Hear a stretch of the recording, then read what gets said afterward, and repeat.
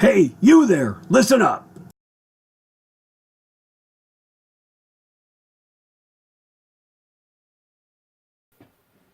Sometimes it can be pretty tough to tell what the colors are on a wire. All of these wires have a base of yellow and they have different colored tracers on them. But one is a yellow with a red tracer, the other one is yellow with like a pink tracer, and the third one is yellow with a brown tracer.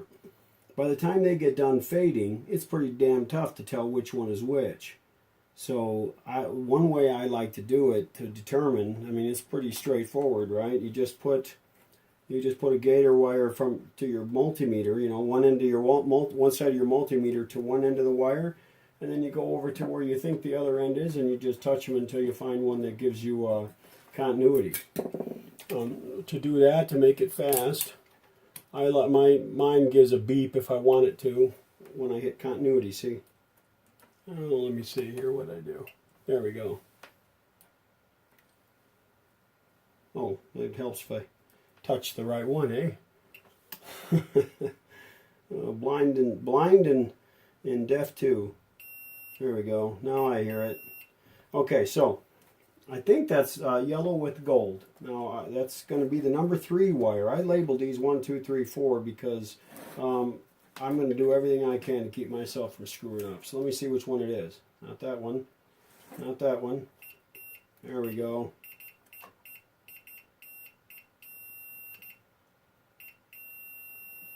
Okay, let me make sure it's not one of the other ones isn't also connected there.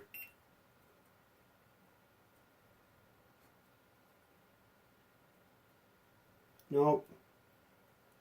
That's the only one. Okay, so that would be the 1, 2, third one from the right. Let me make sure I don't also have continuity over here somewhere.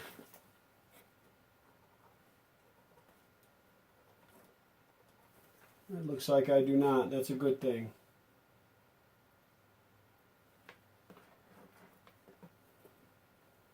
Okay, so that wire apparently runs just from one side of the preset contacts, one set of contacts on one side of the radio to the other set of contacts on the other side of the radio. So that's good to know. I'll go ahead and run that wire, and I'll make it the length that it needs to be over here. I do not have enough colors to make all the different colored tracers, so I am going to use some solid wire, but most of the wire will have, or a lot of the wire will have tracers, and it'll look real nice. Okay, I'm making the first part of getting this harness sort of braided like that. It's sort of like braiding hair. Now, I never braided hair, so I don't know that for sure, but I think so. So I braided 3 of them together into a screw, and if you do it right, it doesn't want to come unwound. If you just grab them and twist them, it'll want to come unwound, and it's a real pain to deal with. So now I'm doing the other 2, and I'll kind of loop those in with it. And this is more a feel thing than it is anything else. There's no scientific formula for it, so I'm going to, so I kind of wrap them around each other, skipping. I kind of will skip over, take one of them and skip around like so, skip around the one next to it. In other words, you're not just twisting, you're kind of looping around, you see, and then I'll take the outside one and loop it around. It's hard to explain. Boy, this is a tough deal. It's easier to do than it is to explain. Okay, so continue turning. The whole idea is this isn't going to look, you're not trying to, nobody's going to count the number of turns here. What you're trying to do is just make a harness that stays together. I hope that by looking at it you get the idea. Every single time I do this, I seem to have to relearn it. It's not the kind of thing that I do every day, and it's not the kind of thing that comes naturally to me. So hopefully by watching what I'm doing here and then trying your own thoughts out, your own ideas out, you'll be able to get this sorted out. The idea is that it doesn't come untwisted, so you don't want to just grab it and twist. I wound up redoing that white wire and that black wire. I thought they looked awful here. They look much better and it's a much tighter weave now, but I did that off camera, so I'll just have to show you the finished result.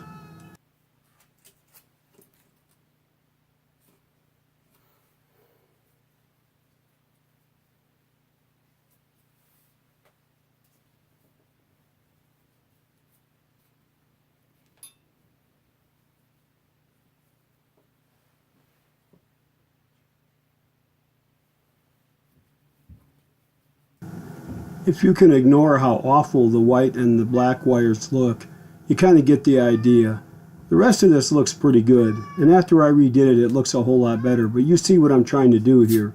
You tape it off to hold it together because it won't untwist, but it does want to come loose at the end, so you want to tape it up. And I also use tape for a marker in different places, so you know, just give it a shot. Sometimes after it's all assembled, you have to take the wire and pull it tight. And really you want to do that. You want this wire as tight as can be. If you remember what the original looked like, it was all very tightly wound. So do everything you can to pull it as tight as possible. It'll also give the cord the right amount of bend, and it'll still be flexible, but it won't be too flexible. Uh-oh, looks like I smell trouble here. This is when I first started to get the idea that I just wasted a bunch of time putting the white and the black wires on.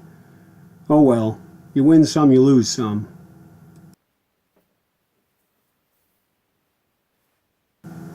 I know exactly what I was thinking at that moment. What do you think in my mind's ear were the first words that I heard after "oh"? You know what? I think it's time for some candy corn and peanuts. I've had it. I have finished assembling the harness for the left and the right push button assemblies. And I'm getting ready to make the harness section that is for the motor and reversing switch assembly. That's coming up next. But what I want to do first is assemble this push button assembly harness first, so I get the lengths right. And the best way to get the lengths right, and this is, you'll notice that I didn't take apart the old assembly. I did remove the push button assemblies, but I didn't take apart the harness. In fact, I taped it to maintain the shape it was in. That helps do a couple things. It reminds me of how things lay in the chassis, and it also gives me a good idea of the lengths I should be choosing, because I'm going to build this whole thing and then lay it in the chassis, and I want to just be able to lay it down and have it work right away. And you can't just measure the linear length because of the twisting that's involved. You want to make sure that you're twisting the replacement as well. It doesn't have to look exactly the same, but it was twisted, and you want to make sure that the new one is twisted. So I made them a little bit long, and then I took the old one, laid it down, soldered one of the push button assemblies on to it, and then used that as my reference point for the rest of the length. There is a point, the two push button assemblies are connected together with a common ground lead, and then one of them has a lead that goes into the chassis for the ground. So what I did was I found where that lead comes out of the harness, and that is right here. And then I mentioned that I hadn't soldered on the second push button assembly, but actually I did solder it on. I forgot that I did that. But I built the two push button assemblies separate, their harnesses separately, and then twisted them together along this length that's going to go off to the stop fingers. That common ground lead that goes off to the chassis comes off of one of the push buttons, and there's a point in the middle of the harness at which that ground comes out from one push button to the other. So that's a real good way to know where to put the other push button assembly. So I started here, soldered the push button assembly onto the wire harness, built the harness longer than I needed, then found the point at which I needed to come out with the ground lead based on the old harness, and taking into account the curves and stuff when I laid out the length. So I actually held it as I went along the length. I held them tightly together so I got the correct linear length. Soldered the other push button assembly on at the point that ground lead comes out, and then I took its leads from the harness assembly I built and wrapped them around the leads going off to the tuner, the tuning stops. So far what I have are the two push button assemblies on in their correct locations, the ground lead referenced to both assemblies, and I'm getting ready to put the motor leads into the harness, and then the harness, and then after I've installed the motor leads, you know, added the motor lead wires in the right places and the right lengths in this harness, then I'll go ahead and remove this finger assembly, the stop assembly, and I will solder it onto the wires on the remaining bit of harness that has not been soldered on. So those are the steps I'm going to take. It's basically just measuring wire and soldering, so I don't want to get too excited and spend a lot of your time showing you that, but I did want to explain what I'm doing. This wire is, sadly, thicker than the original. I cannot get cloth covered wire that's nice and thin like this original stuff. That's too bad. I don't like that. But it's, you know, it is what it is, and I'm going to have to work with what I can get. So I did the best I could with what I had. When it's in the radio, it'll look really nice. So I'll continue on, and I'll show you what it's like when it's all built.